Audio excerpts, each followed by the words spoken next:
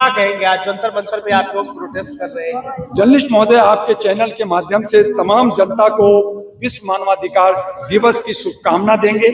आज ऐतिहासिक जगह जंतर मंतर, जहां से आगाज ये सांकेतिक हमारा एक प्रोग्राम था जिसमें हमने कहा कि हमारा ईवीएम हटनी चाहिए। आज सारे विपक्ष कह रही है ईवीएम में चोरी हो रहा है, कहीं घपला हो रहा है, कहीं 90 लाख वोट बढ़ रहे हैं, कहीं घट रहे हैं, किसी परिवार को वोट कहा जा रहा है, लोगों का वोट कहा जा रहा है। तो मैंने कहा कि इसका विकल्प क्या हो। लोग कह रहे हैं कि फिर बैलेट लाओ, तो बैलेट में भी पहले भी गन पॉइंट पे बैलेट लूटा गया है, वो भी सही नहीं है। तो उसके आधार पर हम लोगों ने अहरा नेशनल पार्टी जो 2009 में बनी है, उसने आवाज उठाया कि हमें खुल्लम खुल्ला मत का अधिकार दो।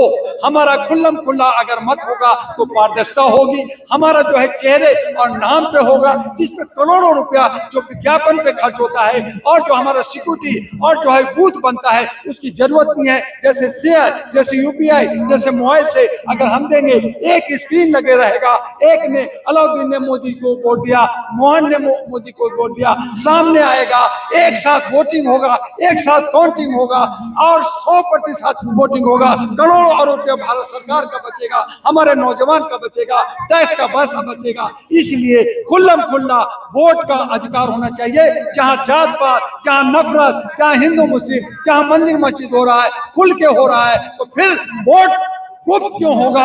वोट भी जो है खुल्लम खुल्ला होगा।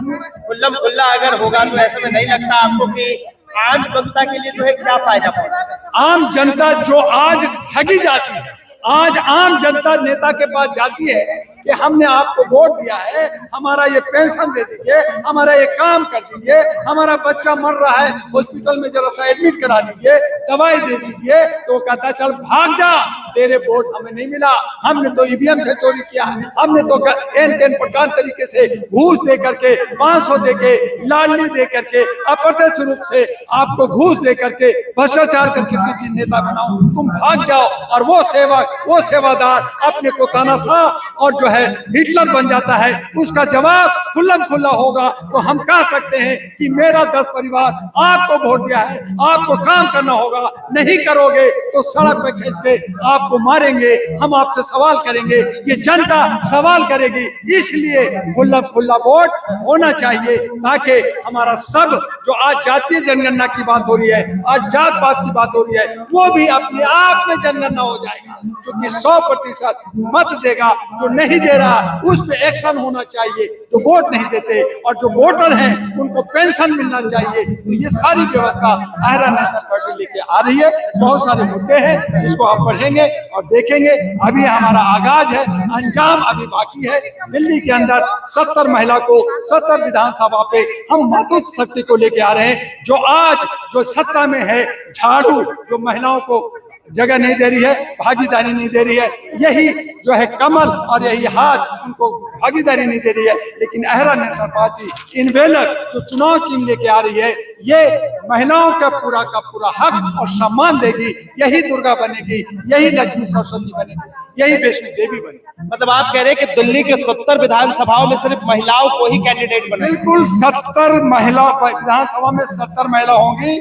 ये भारत के इतिहास में पहली बार होने जा रहा है, हमारी आजादी के बाद पहली बार होने जा रहा है, और विश्व में पहली बार भारत एक इतिहास रचेगा कि दिल्ली के 70 के 70 विधानसभा में महिला खड़ा होगी और महिला दिखाएगी अपनी शक्ति।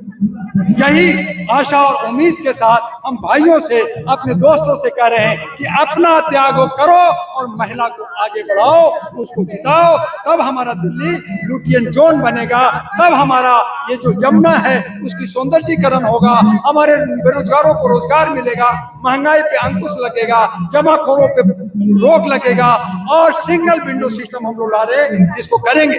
लेकिन आपका ये भी सवाल हो सकता है कि सब यही कहते हैं, तब हमने कहा कि हम लोग एक एफिडेविट दे रहे हैं सुप्रीम कोर्ट से 1000 स्टैम्प पेपर पे कि अगर हमने काम नहीं किया तो हमारी चल संपत्ति जब्त होगी, हमारी सदस्यता खत्म होगी और हमारी पार्टी हमेशा के लिए बैंड हो जाएगा, निरस्त होगा। क्या कोई पार्टी ऐसा चैलेंज करता है? मैंने सबको लेटर देखा, खामोश हो गए, वो जुमलाबाजी करते हैं, चुनाव के बाद बदल जाते हैं। लेकिन डॉक्टर दुआ जो लिखित दे रहा है वो आपके पास एक लिखित एक रजिस्ट्री जैसे होता है कि अगर आप प्रॉपर्टी का रजिस्ट्री है तो वो मकान आपका है, और ऐसे कह दूंगा कि आपका लाल किला है तो नहीं होगा। जब रजिस्ट्री होगा तो आप कहेंगे कि लाल किला मेरा है, वो रजिस्ट्री हम लोग जनता को देने जा रहे हैं।